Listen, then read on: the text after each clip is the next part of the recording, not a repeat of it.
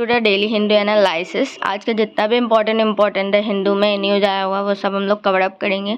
तो चलिए स्टार्ट करते हैं। सबसे पहला जो न्यूज़ ये है कि इंडिया जो है वो होस्ट करने वाली है Quad senior officers meeting next week. तो क्या हुआ है कि न्यू दिल्ली जो है वो होस्ट करने वाली है an officials level meeting of the Quad grouping का एक ऑफिशियल्स लेवल मीटिंग होने वाला है। उसी को जो है न्यू दिल्ली इस बार होस्ट करेगी। ये जो क्वाड ग्रुपिंग है उसमें कौन कौन है, तो उसमें यूएस आ जाता है, जापान आ जाता है, ऑस्ट्रेलिया आ जाता है और इंडिया आ जाता है। तो इस बार जो है इंडिया का टाइम है, इंडिया जो है वो होस्ट करने वाला है। ठीक है, ये जो हो रहा है ये पहला सा सीनियर ऑफिसर्स मीटिंग होगा। अभी तक अगर देखा जाए रिसेंट टाइम में ताइवान में जो टेंशन हुआ था उसके बाद ये रिसेंट टाइम में पहली बार ऐसा हो रहा है कि इस टाइप का मीटिंग जो है वो देखने को मिल रहा है। उसके बाद और भी बहुत सारा जो है वो शेड्यूल बताया जा रहा है। क्वाड एसओएम मीटिंग का शेड्यूल जो है वो सितंबर 5 से 6 तक रहेगा। उसके बाद जो है वो बहुत सारा मीटिंग होने वाला है, जैसे शंघाई कोऑपरेशन ऑर्गेनाइजेशन का जो है वो मीटिंग होने वाला है। ठीक है, वो मीट सितंबर में होगा, जिसको कि प्राइम मिनिस्टर नरेंद्र सिंह मोदी जो है वो भी जो है उसको अटेंड करने वाले हैं। और भी रसिया के जो लीडर हैं, चाइना के जो लीडर हैं, पाकिस्तान के, सेंट्रल एशिया, ईरान के, वो सब जो है इस मीटिंग को अटेंड करने वाले हैं। ये जो मीटिंग है इसमें ईरान जो है वो कोविड-19 के बाद पहली बार जो है ये ईरान जो है ऐसे मीटिंग में पार्टिसिपेट कर रहा है। उसके बाद जो है वो कोविड-19 के बाद ऐसा मतलब कोविड-19 के कारण जो था वो ये फेस टू फेस जो था वो कभी भी मीटिंग नहीं होता था। तो कोविड-19 के बाद पहली बार ऐसा मीटिंग हो रहा है जिसमें मतलब कि फेस टू फेस जो है मीटिंग होगा पहली बार। यूक्रेन वॉर और जो पेंडेमिक आया था कोविड-19 उसके बाद फिर मिनिस्ट्री ऑफ एक्सटर्नल अफेयर जो है ऑफिशियल्स वो भी फॉलो करने वाले हैं क्वाड मीटिंग को with India US 2+2 inter session meeting US के साथ और assistant secretary of the state of south and central Asia के साथ। तो ये सब जो है इसके बारे में पूरा डिटेल्स में दिया हुआ था। अब इसमें इंपॉर्टेंट हमारे लिए क्वाड हो जाता है। क्वाड हम लोगों ने बहुत बार कवर अप किया है, लेकिन फिर भी एक बार देख लेते हैं क्वाड क्या है। तो क्वाड जो है एक तरह का ग्रुप होता है, ठीक है, जिसमें कि 4 देश मिल करके इस ग्रुप को बनाए हैं, जैसे India, Australia, US and Japan. ये 4 ग्रुप जो है वो मिलकर क्वाड को बनाए हैं। अगर सिंपली हम लोग समझे तो क्वाड जो है वो बनाया गया ये चारों देशों के द्वारा, ताकि चाइना जो है उसको टैकल कर सके। चाइना अगर कोई भी गलत काम करता है तो उसको ये चारों देश मिल करके उस प्रॉब्लम को सॉल्व करे, उसके लिए क्वाड को बनाया गया है। सारा नेशन जो है सपोर्ट करता है जो भी इसका कॉमन इंटरेस्ट है, ताकि जो है मैरीटाइम ट्रेड और सिक्योरिटी जो है उसमें जो भी हिंड्रेंस आ रहा है उसको रिमूव किया जा सके। तो ये सारा नेशन जो है, ऑल 4 नेशन जो है वो लोग का कॉमन इंटरेस्ट है। सब लोग चाहते हैं कि मैरीटाइम ट्रेड और सिक्योरिटी जो है उसको प्रोटेक्शन मिल सके। तो इसके कारण जो है ये चारों नेशन ने मिल करके ये ग्रुप को बनाया है। ठीक है, मेन ऑब्जेक्टिव इसका मैंने बता दिया कि इंश्योर करना, सपोर्ट करना free and open prosperous Indo Pacific region. तो इंडो पैसिफिक वाला जो रीजन है ना, वहाँ पर ये क्वाड का काम क्या है कि वहाँ पर जो है फ्री ट्रेडिंग वगैरह हो, ये देखना जो है इसका काम है। कोई भी चाइना जो है वो कोई भी ऐसा कुछ ना करे जिससे इंडो पैसिफिक वाले रीजन में प्रॉब्लम्स देखने को मिले चारों देश को, इसीलिए इस क्वाड को बनाया गया है। पहला क्वाड जो है वो जापानीज प्राइम मिनिस्टर शिंजो एब के द्वारा जो है आइडिया दिया गया था क्वाड का 2007 में। हाउएवर क्या हुआ था कि लेटर ऑन जो है ये बहुत कुछ मतलब कि 2007 में उनका आइडिया तो दिया गया, बट क्वाड का मीटिंग हो नहीं पाया क्योंकि चाइनीज का बहुत प्रेशर था, क्योंकि ये चाइना के खिलाफ ही बन रहा था। तो चाइनीज का बहुत प्रेशर होने के कारण जो था कुछ हुआ नहीं। लेकिन फाइनली 2017 में जो था वो क्वाड फॉर्म कर गया और India, Australia, US and Japan सब साथ में आ गए और साथ में आ करके इस क्वाड को बना दिया। हम लोग पिक्चर देख सकते हैं किस तरीके से क्वाड है। तो ये जो यहाँ से यहाँ जा रहा है, यहाँ से यहाँ जा रहा है, इंडिया से लेके उधर, उधर से लेके इधर, तो ये जो फॉर्म कर रहा है वो 4 कोना फॉर्म कर रहा है। इसी को हम लोग क्वाड्रिलेटरल बोलते हैं और शॉर्ट में हम लोग क्वाड बोलते हैं। ठीक है, नेक्स्ट देखते हैं हम लोग। नेक्स्ट जो आया हुआ है ये है कि Assam record most violent crime NCRB. तो असम जो है वो टॉप किया है रिकॉर्डिंग में, मोस्ट वायलेंट क्राइम जो हो रहा है कंट्री में उसमें रिकॉर्ड किया है। उसके बाद जो है फॉलोड किया जा रहा है दिल्ली के द्वारा। दिल्ली जो था 2020 में टॉप किया था और अभी जो है वो असम टॉप किया। ऐसा जो है हमें कैसे पता चला, तो नेशनल क्राइम रिकॉर्ड ब्यूरो के द्वारा एक डेटा आया है 2021 का रिवील हुआ है, उससे हम लोगों को पता चला कि असम जो है उसका जो रिकॉर्ड है वो पूरा मतलब आगे बढ़ गया है। रिकॉर्ड जो पूरा इंक्रीज हो गया है क्राइम के मामले में। अगर प्रीवियस ईयर से हम लोग देखें तो उस स्टैटिस्टिक को अगर हम लोग कंपेयर करें तो but the crime rate of 76.6 cases per 1 lakh population a little more than, मतलब कि 2020 से जो है क्राइम रेट जो है वो थोड़ा सा ज़्यादा है अगर हम लोग पॉपुलेशन के हिसाब से 1 लाख पॉपुलेशन के हिसाब से पर केस को देखें तो। उसके बाद जो है यही सब पूरे ये में दिया हुआ है। तो हमारे लिए इम्पोर्टेंट यहाँ पे क्या है, तो हमारे लिए यहाँ पे इम्पोर्टेंट है एनसीआरबी। तो चलिए एनसीआरबी के बारे में थोड़ा सा पढ़ लेते हैं। एनसीआरबी रिसेंटली न्यूज़ में था क्योंकि इसका 37th foundation day of the national crime record bureau आया था। ठीक है, सबसे इम्पोर्टेंट तो यही हो जाता है कि एनसीआरबी का फुल फॉर्म क्या है। तो एनसीआरबी का फुल फॉर्म है नेशनल क्राइम रिकॉर्ड ब्यूरो। उसके बाद एनसीआरबी जो है उसका हेडक्वार्टर कहाँ है, तो इसका हेडक्वार्टर न्यू दिल्ली में और इसको सेटअप किया गया था 1986 में under the ministry of home affair. बहुत इंपॉर्टेंट हो जाता है। इसका फंक्शन क्या है, तो इसका फंक्शन यही है कि क्राइम और क्रिमिनल्स जो भी होते हैं उसको इन्वेस्टिगेट करना, ठीक है, उस चीज़ का पता लगाना कि किसका मतलब कि फॉल्ट है। ये सब जो काम है वो किसका है, नेशनल क्राइम रिकॉर्ड ब्यूरो का। ठीक है, वो जो है डेटा वगैरह पब्लिश करती है कि कौन सा स्टेट जो है वो टॉप किया है, कौन सा स्टेट जो है उसमें कम क्राइम हो रहा है। तो ये सब काम इसी का होता है। उसके बाद किसके रिकमेंडेशन पे इसको बनाया गया था, तो national police commission 1977 1981 and MHA task force जो है उनके द्वारा इसको रिकमेंड किया गया था, तब इनको बनाया गया था। ठीक है, अब इसके बाद इसका फंक्शन क्या है, तो इसका फंक्शन यही है कि मेंटेन करना national database of sexual offenders and share it with the state and union territory on the regular basis. फिर सेकंड इसका क्या है कि एनसीआरबी जो है वो डिजाइन किया गया है as a central nodal agency to manage the technical and the operational function of the online cyber crime reporting portal. अब ऑनलाइन जो भी साइबर क्राइम हो रहा है उसके रिगार्डिंग भी जो है ये काम करता है, इसीलिए भी इसको बनाया गया है। ये एविडेंस को कलेक्ट करता है, वीडियो क्लिप्स को कलेक्ट करता है, ताकि जो भी क्राइम हो रहा है जैसे चाइल्ड पोर्नोग्राफी हो गया, रेप हो गया, गैंग रेप हो गया, ये सबसे रिलेटेड जो भी क्राइम हो रहा है उसको आइडेंटिफाई करता है। The responsibility of the implement of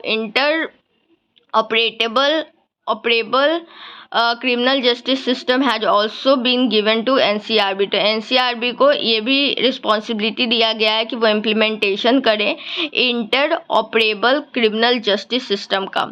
उसके बाद जो है हम लोग देखें तो मेजर पब्लिकेशन अगर देखें तो हम लोग क्राइम्स इन इंडिया, जो भी इंडिया में क्राइम हो रहा है उसके रिगार्डिंग जो है ये क्राइम रिपोर्ट लाता है। ठीक है, उसके बाद एक्सीडेंटल डेथ और सुसाइड जो हो रहा है, फिर prisoner statics report on missing womens and childrens in the India. तो ये सबसे रिलेटेड जो है वो एनसीआरबी रिपोर्ट लाता है। अगर हम लोग क्राइम की बात करें इंडिया का रिपोर्ट 2020 का, तो जो है कम्युनल राइट्स जो है उसका रजिस्टर किया गया है 96% इन 2020। तो इंक्रीमेंट देखने को मिला है प्रीवियस ईयर में। नंबर ऑफ केसेस रजिस्टर किया गया against women, child, senior citizens, theft, ये सब के लिए। उसके बाद बहुत सारा एनवायरनमेंट से रिलेटेड केसेस को भी दर्ज किया गया है। फिर साइबर क्राइम जो है वो भी इंक्रीज किया है 3.3% से टू 3.7% तक, अगर हम लोग 2019 से 20 का जो है वो अगर कंपेयर करके देखें तो। उसके बाद नेक्स्ट देखते हैं हम लोग कौन सा इंपॉर्टेंट न्यूज़ आया हुआ है। तो नेक्स्ट ये है कि government keen on strengthening India maritime sector Modi.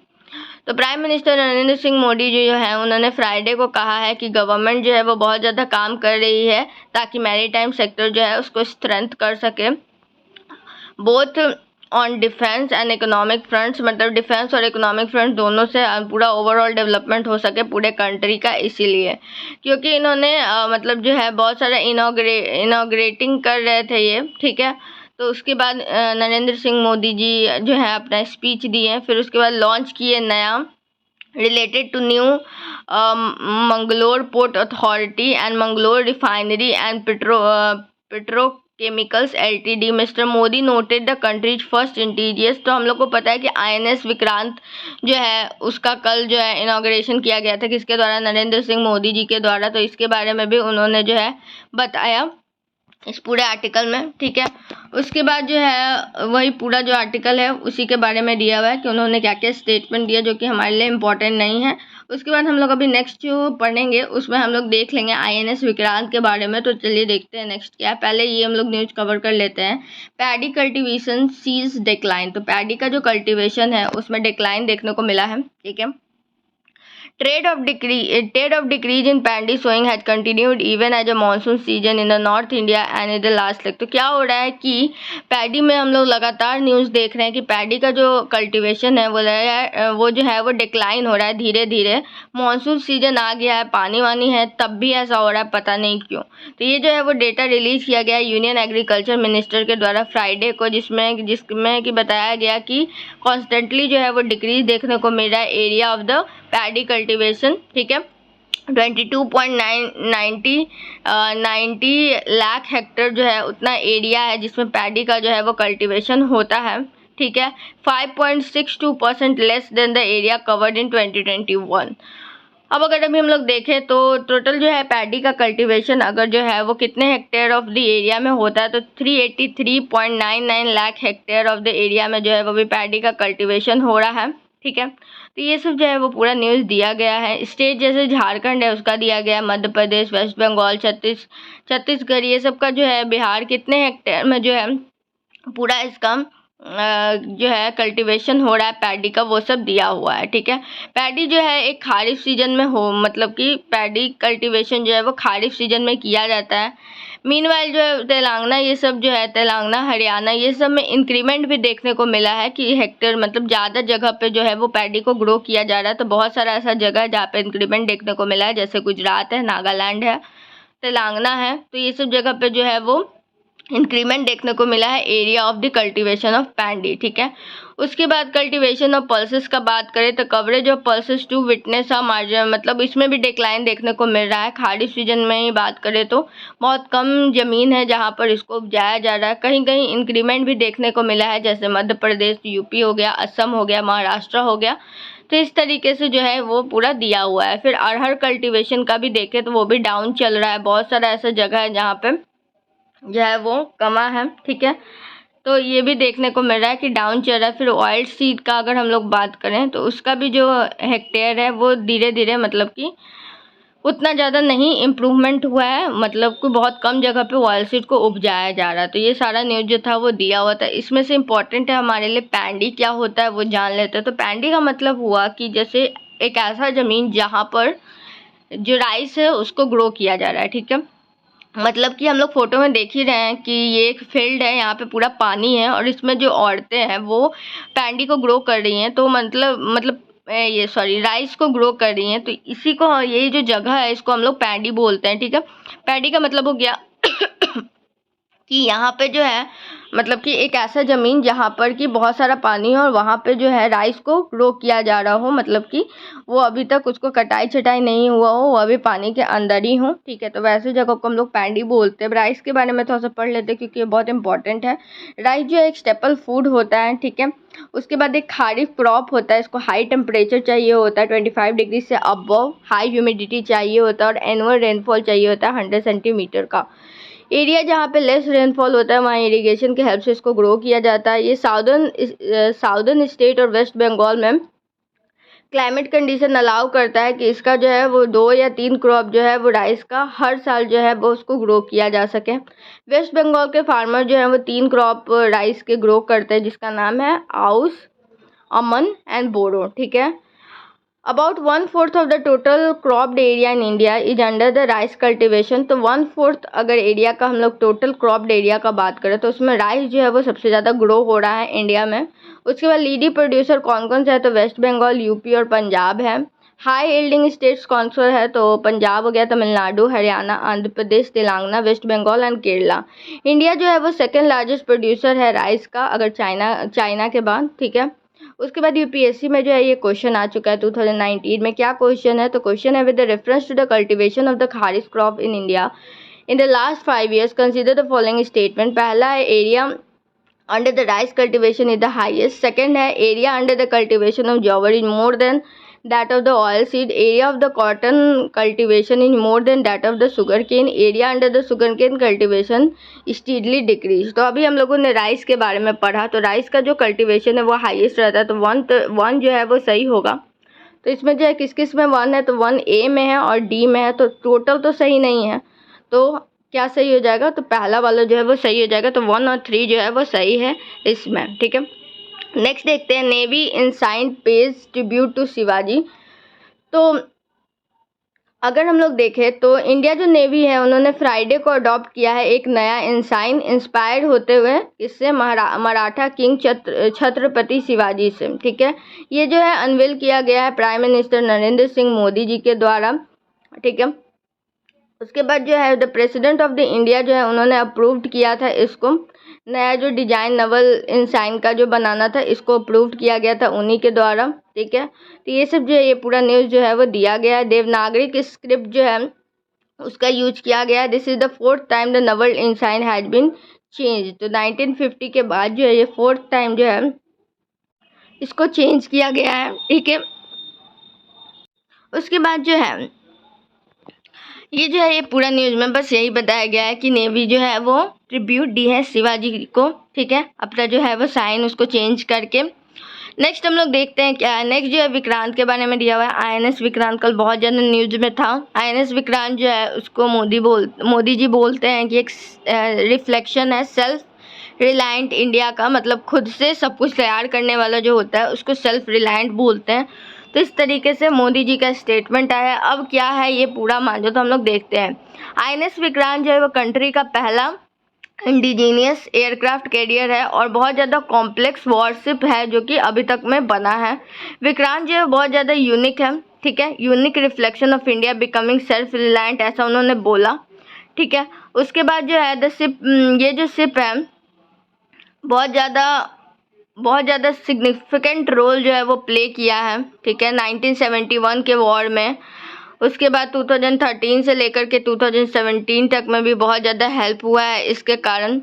INS Vikramaditya जो है हम लोग रसिया से जो परचेज किए थे वो भी बहुत ज़्यादा हेल्प किया था वॉर वगैरह में, तो ये सब जो है हम लोग को देखने को मिला। उसके बाद हम लोग इसमें पढ़ेंगे INS विक्रांत जो है वो एग्जैक्टली कैसा होता है और मतलब कि उससे रिलेटेड जितना भी है वो हम लोग देखेंगे। तो ये पहला इंडिजियस वर्शिप INS अजय आया था 1960 में। उसके बाद जो है INS नीलगिरी आया था 1968 में। उसके बाद अभी जो है जा कर के INS विक्रांत आया है, ठीक है। ये जो है आत्मनिर्भर भारत का एक पहला जो है स्टेप देखने को मिल सकता है। एट 45,000 टोन्स विक्रांत जो है वो लार्जेस्ट नवल शिप है जो कि डिज़ाइन किया गया और बिल्ड किया गया है इंडिया में, ठीक है। उसके बाद जो है बहुत सारा कंट्री जो है वो ज्वाइन की थी, ठीक है। कौन कौन? United States, the UK, France, Russia, Italy and China. While the absorption of indigenous has measured, a large gap still exists in the development of critical technology। ये सब होने के बाद भी बहुत कुछ जो है वो देखने को मिलता है जिसमें डेवलपमेंट नहीं हुआ है, जैसे हाईटेक कंपोनेंट वेपन्स हो गया, एडवांस मैन्युफैक्चरिंग प्रोसेस हो गया, ये सब में जो है अभी भी इंडिया में बहुत कमी देखने को मिलता है। तो इसमें जो है वो कमी को पूरा करने की बहुत ज़रूरत है ताकि जो है हमारा इंडिया का डेवलपमेंट जो है वो आगे बढ़ सके। उसके बाद क्या क्या सिग्निफिकेंट है INS विक्रांत का? तो INS विक्रांत जो है उसको नेम दिया गया है इंडिया का पहला एयरक्राफ्ट कैरियर, ठीक है, जो कि उसके बाद जो है ये जो पहला INS विक्रांत है ये मेजर सिंबल है नेशनल के प्राइड का और बहुत ज़्यादा इंपॉर्टेंट रोल प्ले करता है सेवरल मिलिट्री ऑपरेशंस में। जैसे 1971 में इंडिया पाकिस्तान वॉर हुआ था उसमें इसका बहुत बड़ा रोल हुआ था। उसके बाद ये पहला इंडिया का होममेड एयरक्राफ्ट कैरियर होगा अभी तक में अगर हम लोग देखें तो। उसके बाद जो है INS विक्रांत जो है और भी बहुत सारा जो है एयरक्राफ्ट है पूरे, अगर एयरक्राफ्ट कैरियर है अगर पूरे वर्ल्ड की बात करें तो, जैसे चाइना का फुजियान है, उसके बाद UK का क्वीन एलिजाबेथ क्लास है, तो इस तरीके से बहुत सारा है सब जगह पे। अब उसके बाद बहुत सारे चैलेंजेस हैं नेवी का। क्या क्या चैलेंजेस है तो वो हम लोग देख लेते हैं क्या क्या चैलेंजेस हैं। एक सेकेंड, ये थोड़ा ऊपर नीचे हो गया है बट कोई बात नहीं, हम लोग देख लेते हैं। हाँ, चैलेंजेस क्या क्या है, तो ये डिपेंड करता है इम्पोर्ट मतलब कि डिपेंडेंट है बहुत ज़्यादा दूसरे कंट्रीज पे, क्योंकि बहुत सारा चीज़ जो है हम लोग के पास नहीं है तो उसको इम्पोर्ट करवाना पड़ता है, ठीक है। तो जिसके कारण जो है इंडियन नेवी अभी बहुत पीछे है, क्योंकि बहुत सारा चीज़ जो है उसको बाहर से मंगवाना पड़ता है, अपना नहीं है। तो उसके कारण फिर चाइनीज़ का जो इन्फ्लुएंस है वो बहुत ज़्यादा ग्रो कर रहा है इंडियन ओशियन के पास, तो जिसके कारण जो है बहुत कुछ सफ़र करने को मिल रहा है। जैसे कि अभी हाल में ही रिसेंटली न्यूज़ में आया था कि श्रीलंका में हम्बनतोटा पोर्ट के पास जो है वो चाइनीज का जो वेसल्स है उसको देखने को मिला है। तो ये एक तरह के लिए इंडियन के लिए बहुत ज़्यादा खतरे की बात है कि वो आखिर क्या चाहता है। तो ये भी एक तरह का प्रॉब्लम हो गया। फिर कॉस्ट एंड टाइम ओवररन कर जाता है, तो इसके कारण भी कुछ कुछ प्रॉब्लम्स देखने को मिला है। उसके बाद जो है आउटडेटेड सबमरीन्स है हम लोग के पास, तो वो भी जो है एक बहुत बड़ा चैलेंज है हमारे लिए। उसके बाद जो है बहुत सारा इनिशिएटिव लाया गया ताकि इंडिया डिफेंस इंफ्रास्ट्रक्चर को जो है वो मजबूत किया जाए, जैसे development cum production partner initiative, defence India startup challenge, Srijan portal. तो ये सब को जो है वो लाया गया ताकि जो है वो डिफेंस में थोड़ा डेवलपमेंट किया जाए। अब क्या है कि क्या कर सकते हैं, तो हम लोग क्या क्या कर सकते हैं इसके लिए कि टेक्नोलॉजी जो है उसमें थोड़ा सा नया नया टेक्नोलॉजी जो है वो ला सकते हैं, मशीन्स वगैरह जो है वो अच्छा ला सकते हैं ताकि जो है वो इम्प्रूवमेंट हो हमारे थोड़ा हमारे जो ये है उसमें थोड़ा सा डेवलपमेंट देखने को मिले। उसके बाद जो है वो collaborative approach toward self reliance, ठीक है। तो सेल्फ रिलायंस को लेकर के हम लोग को क्या करना चाहिए कि सब कुछ जो है वो खुद से ही अरेंज करना चाहिए, ठीक है। ज़्यादा डिपेंडेंट नहीं रहना चाहिए किसी भी चीज़ के लिए दूसरे देशों पे। तो हर चीज़ जो है वो खुद से करेंगे तो हमारा जो ये सेक्टर है उसमें इम्प्रूवमेंट देखने को मिलेगा। फिर उसके बाद जो है एक जो है बहुत बड़ा गोल है हमारा कम्बैट रीडीनेस, ठीक है। कम्बैट रीडीनेस जो है वो बहुत बड़ा गोल है, तो उस पर अगर वर्क करेंगे तो भी डेवलपमेंट जो है वो देखने को मिलेगा। उसके बाद जो है शिपयार्ड का जो इंफ्रास्ट्रक्चर है उसका इम्प्रूवमेंट करना बहुत ज़रूरी है, तभी जा कर के जो है कुछ क्वालिटी और प्रोडक्टिविटी कुछ देखने को मिलेगा, ठीक है। तो ग्लोबल स्टैंडर्ड हम लोग को चाहिए, उसको अचीव करने के लिए, उस एम को अचीव करने के लिए जो है शिपयार्ड का इंफ्रास्ट्रक्चर का इम्प्रूवमेंट होना बहुत ज़रूरी है। उसके बाद जो है वो पीसफुल इंडियन ओशियन होना चाहिए, कोई भी लड़ाई झगड़ा नहीं होना चाहिए, उससे भी जो है वो बहुत सारा डिस्प्यूट हो जाता है, तो बहुत कुछ मतलब कि गड़बड़ देखने को मिलता है। तो उससे भी जो है वो हमारा डिफेंस का जो सेक्टर है वो थोड़ा इम्प्रूव होगा। तो ये सब जो था वो इम्पोर्टेंट था जो हम लोगों ने कवर अप कर लिया। तो मुझे आशा आप लोगों को अच्छे से समझ में आया होगा। अगर समझ में आया तो प्लीज़ लाइक और सब्सक्राइब करें। Thank you so much.